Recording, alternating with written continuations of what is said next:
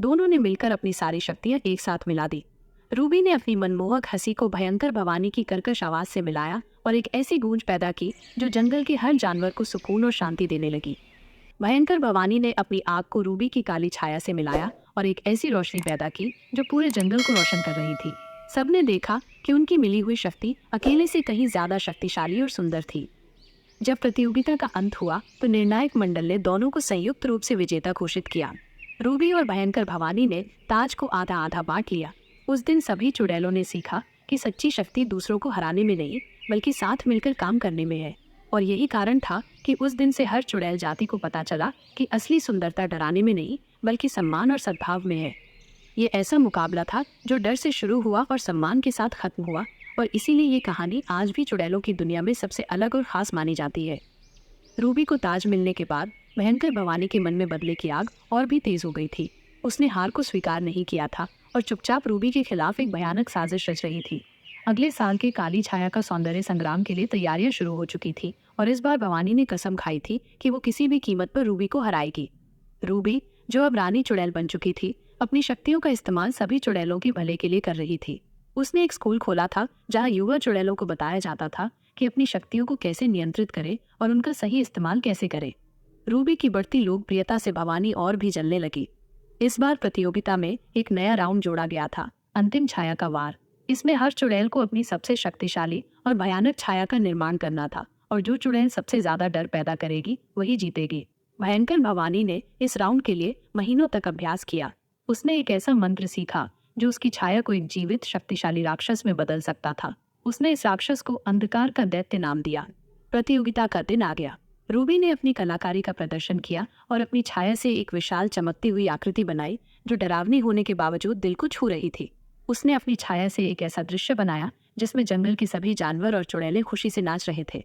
वहीं दूसरी तरफ भयंकर भवानी ने अपना मंत्र पढ़ा। उसकी छाया से एक काला धुएंधार दैत्य निकला जिसकी आंखें अंगारों की तरह जल रही थी और जिसके पंजे बिजली की तरह चमक रहे थे। इस दैत्य की गर्जना से पूरा जंगल कांप उठा। लेकिन भवानी की योजना में एक मोड़ था। उसने अपने जादू से उस दैत्य को आदेश दिया कि वो सिर्फ रूबी को डराए नहीं बल्कि उसे हमेशा के लिए खत्म कर दे। जब दैत्य रूबी की तरफ बढ़ा तो रूबी ने अपनी शक्ति से उसका सामना किया। दोनों के बीच एक भयानक युद्ध छिड़ गया। रूबी की मनमोहक हंसी और उसकी जादू की शक्ति भवानी के दैत्य के सामने कमजोर पड़ने लगी। जब रूबी हारने ही वाली थी तो अचानक जंगल के सारे जानवर और चुड़ैलें उसके बचाव में आ गई। वे सब मिलकर रूबी की तरफ से लड़ने लगे। किसी ने अपनी जादू की छड़ी से तो किसी ने अपने मंत्रों से दैत्य पर हमला किया। दैत्य ने रूबी के करीब पहुंचकर अपना अंतिम वार करने की कोशिश की, लेकिन अचानक उसकी शक्ति खत्म होने लगी। दैत्य धीरे धीरे धुएं में बदल गया। सभी चुड़ैलें हैरान थी। तब एक बूढ़ी चुड़ैल ने बताया कि भयंकर भवानी का मंत्र तभी काम करता है जब उसके दिल में सिर्फ नफरत और बदला हो।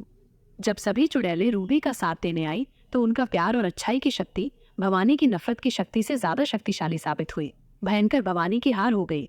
उसे अपनी गलती का एहसास हुआ और उसने रूबी से माफी मांगी। रूबी ने उसे माफ कर दिया और उसे अपने साथ मिलकर चुड़ैलों के भले के लिए काम करने को कहा।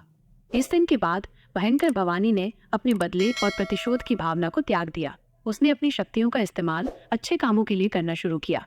रूबी और भयंकर भवानी अब साथ मिलकर चुड़ैलों की दुनिया पर राज करती थी और उनकी कहानी आज भी सबको सिखाती है कि नफरत और बदले की आग से कोई जीत नहीं सकता, बल्कि सच्चा सम्मान और शक्ति तो प्यार और अच्छाई में होती है। पहाड़ी गांव में जहां सूरज की रोशनी देर से आती थी और जल्दी चली जाती थी, एक पुरानी हवेली थी जिसका नाम था छाया महल।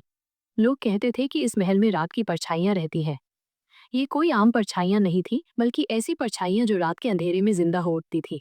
इन परछाइयों की सबसे खास बात ये थी कि वे सिर्फ उन्हीं लोगों को दिखती थी जिनका दिल डर और लालच से भरा होता था। कहानी शुरू होती है एक युवा जोड़े से, आर्यन और प्रिया। आर्यन एक महत्वाकांक्षी चित्रकार था जिसे हर हाल में शोहरत और दौलत चाहिए थी। प्रिया एक शांत स्वभाव की लड़की थी जो अपने प्यार और परिवार को सबसे ऊपर रखती थी। उन्हें एक पुराने दस्तावेज से छाया महल के बारे में पता चला। दस्तावेज में लिखा था कि अगर कोई चित्रकार इस महल की परछाइयों को कागज पर उतार दे तो उसे असीम शक्ति और प्रसिद्धि मिलेगी। आर्यन ने तुरंत वहां जाने का फैसला किया। प्रिया ने उसे रोकने की बहुत कोशिश की क्योंकि उसे ये सब अजीब और डरावना लग रहा था, लेकिन आर्यन के सिर पर शोहरत का भूत सवार था। वे दोनों उस महल में पहुंचे। महल बाहर से तो बहुत खूबसूरत था, लेकिन अंदर का माहौल बहुत ही ठंडा और अजीब था। जैसे ही रात हुई, महल का असली रूप सामने आने लगा। दीवारों पर बनी पुरानी तस्वीरें हिलने लगी और हवा में एक अजीब सी खामोश गूंज सुनाई देने लगी। आर्यन ने अपना कैनवस और ब्रश निकाला और रात की परछाइयों को चित्रित करने की तैयारी करने लगा। प्रिया बहुत डरी हुई थी। उसने आर्यन से कहा, चलो हम यहाँ से चलते हैं, मुझे ये जगह सही नहीं लग रही है। लेकिन आर्यन ने उसकी बात नहीं सुनी। आधी रात को जब चांद की रोशनी भी बादलों में छिप गई तो महल में अजीब सी हलचल होने लगी। दीवारों पर अजीब सी आकृतियां बनने लगी। ये आकृतियां कभी बच्चों जैसी दिखती, कभी बूढ़ों जैसी और कभी अजीब से जानवरों जैसी।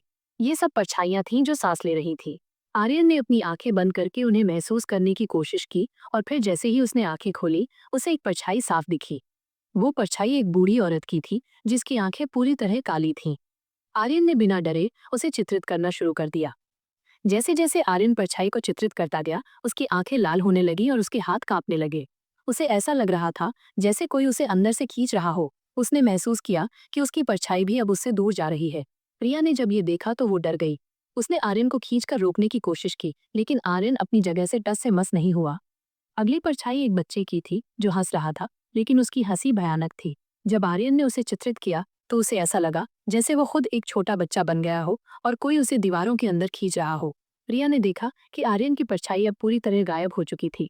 उसने आर्यन को छूने की कोशिश की, लेकिन उसका हाथ आर्यन के शरीर के आर पार चला गया, जैसे वो भी एक परछाई बन चुका हो।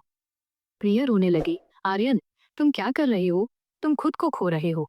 आर्यन ने एक अजीब सी आवाज में कहा, मैं अब और शक्तिशाली बन रहा हूँ। मैं अमर हो जाऊंगा। उसने अगली परछाई, जो एक सुंदर लड़की की थी, उसे चित्रित करना शुरू किया। उस परछाई को बनाते ही आर्यन का शरीर धुंधला होने लगा।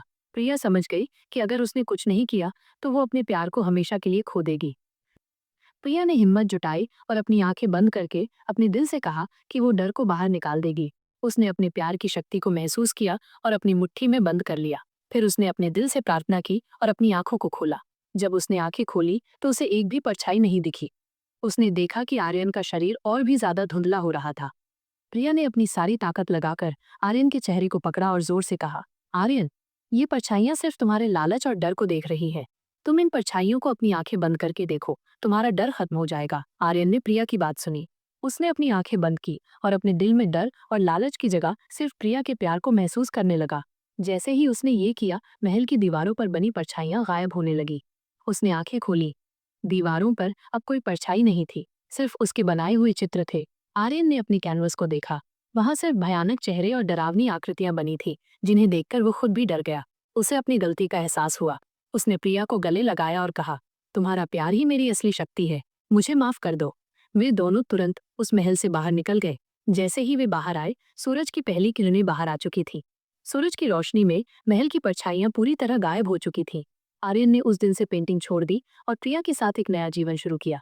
उन्हें समझ आ गया था कि असली शोहरत और दौलत पैसे और नाम में नहीं, बल्कि सच्चे प्यार और सुकून में होती है। और छाया महल आज भी रात में अपनी परछाइयों के साथ उन्हीं लोगों का इंतजार करता है जिनके दिल में लालच और डर का अंधेरा हो। आर्यन और प्रिया की कहानी के खत्म होने के 10 साल बाद उस पहाड़ी गांव में एक नया परिवार रहने आया। ये परिवार था नमन और मेघा का। नमन एक इतिहासकार था जिसकी दिलचस्पी पुरानी और रहस्यमयी जगहों को खोजने में थी। उसे अपनी रिसर्च के दौरान छाया महल के बारे में पता चला। पिछली कहानी से अनजान नमन उस महल के अंधेरे रहस्यों को सुलझाने के लिए उत्साहित था।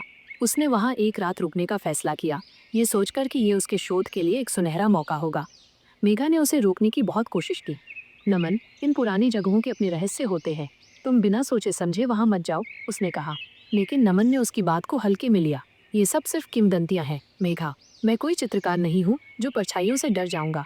मैं सिर्फ इतिहासकार हूँ जो तथ्यों को उजागर करता है।